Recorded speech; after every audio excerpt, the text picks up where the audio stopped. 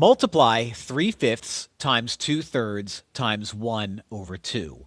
When multiplying fractions together, you multiply straight across the numerator and straight across the denominator. The rules don't change when you multiply three fractions together. So I'm going to multiply these three numbers in the numerator together straight across the top, and I'm going to multiply these three numbers in the denominator together straight across the bottom. So 3 times 2 is 6. 6 times 1 is still 6, so the numerator is 6.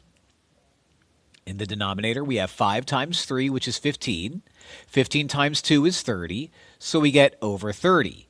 Now, looking at these numbers, you should both recognize, well, first off, they're both even, but even more than that. I can divide both the numerator and the denominator by more than 2. I can divide them both by 6 to simplify this fraction. So 6 divided by 6 becomes 1.